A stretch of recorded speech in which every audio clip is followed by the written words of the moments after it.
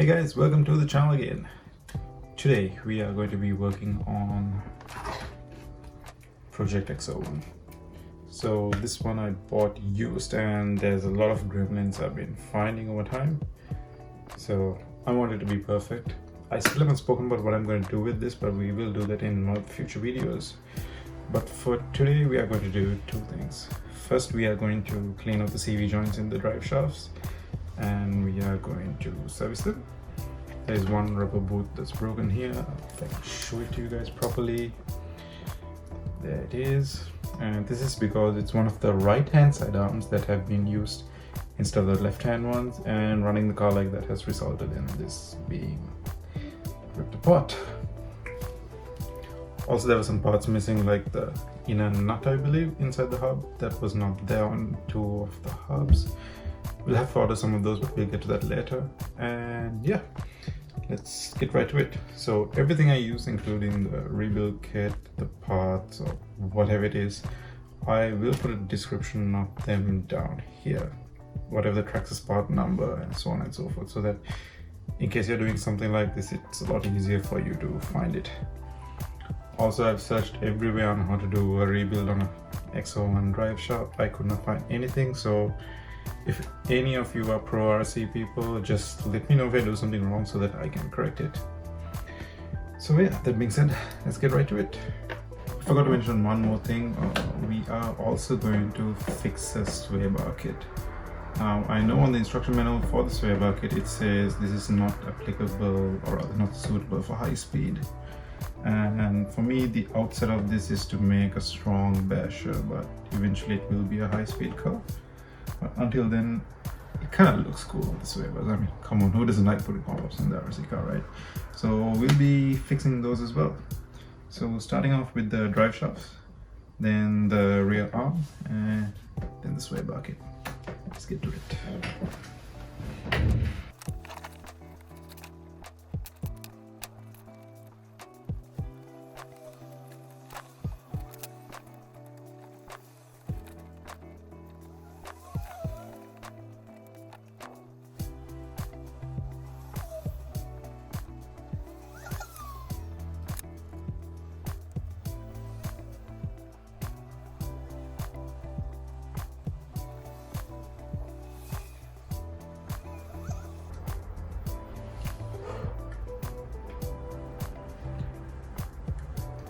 Okay guys, so as you can see, we got the CV joint rubber seals out. So basically I bought only one of these kits, so I have enough rubber seals only for either the front or either the back, so 2 drive shafts in total.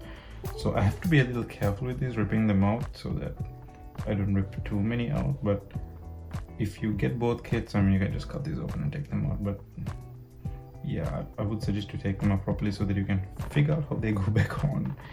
And yeah, basic CVT drive shafts, a lot like a crawler, I guess. And I believe when they go in together, you have to line the spline so that it is in phase, so that it does not wobble.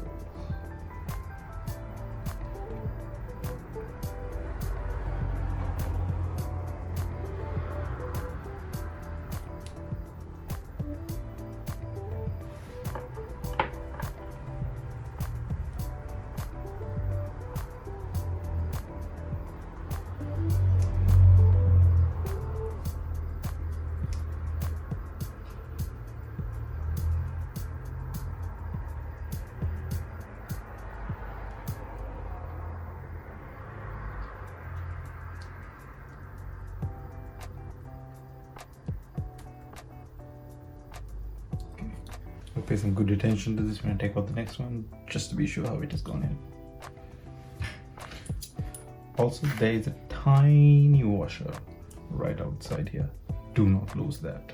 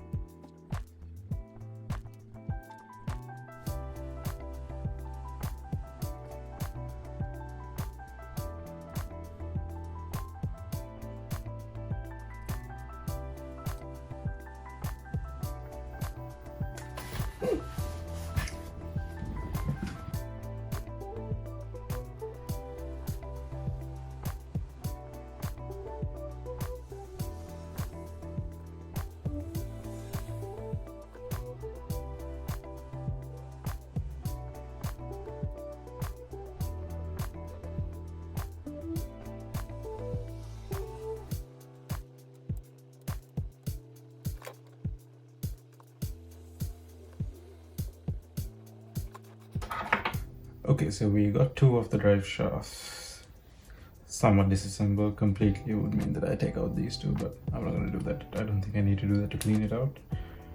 And yeah, as I said, the teeth on the spline. Let me check if this focuses somewhat well. This is how you can make sure that your drive shaft is in sync, or rather in phase, I believe that's what it's called. I'll just give this a try.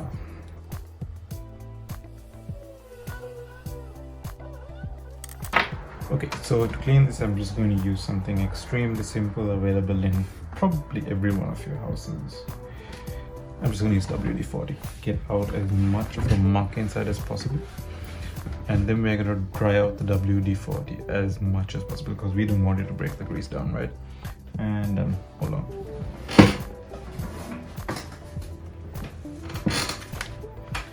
This is the rebuild kit. 6757 comes with grease. I will put a note of this in the description so that you can use it. As you can see, this is for a pair of drive shafts, not all four. So if you intend on replacing the rubber seats of, or the rubber seals of all of your drive shafts, you need two of these kits. That being said, let's get to it.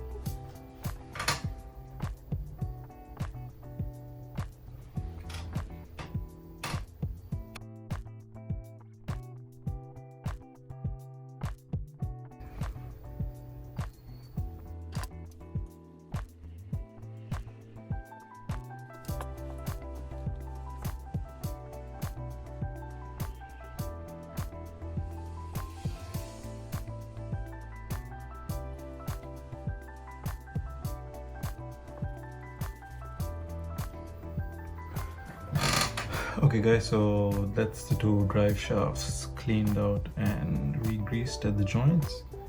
I'm gonna wipe the outside of the bearings a little bit because they're quite filthy, and we used all the new rubber bushings for this. I will check the condition of the rubber bushings in the front off camera, and depending on which ones are best, I'll be using them. So yeah, next what we are going to do is we are going to change the suspension arm on the rear, and we're going to fit the sway bars. So keep in.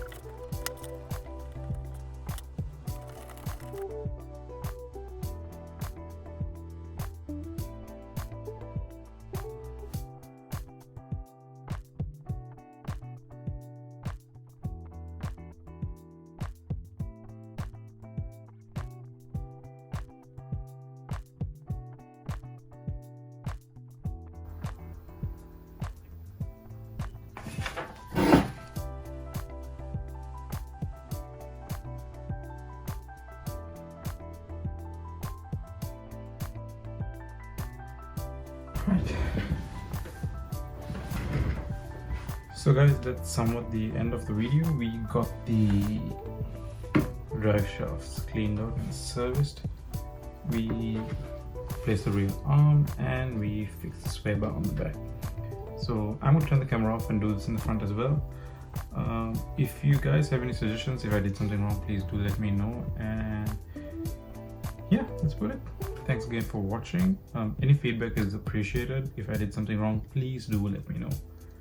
And yeah, click the subscribe button, like the video, and if you have a comment, by all means, give it, good or bad, it's all welcome. Catch you guys in the next one.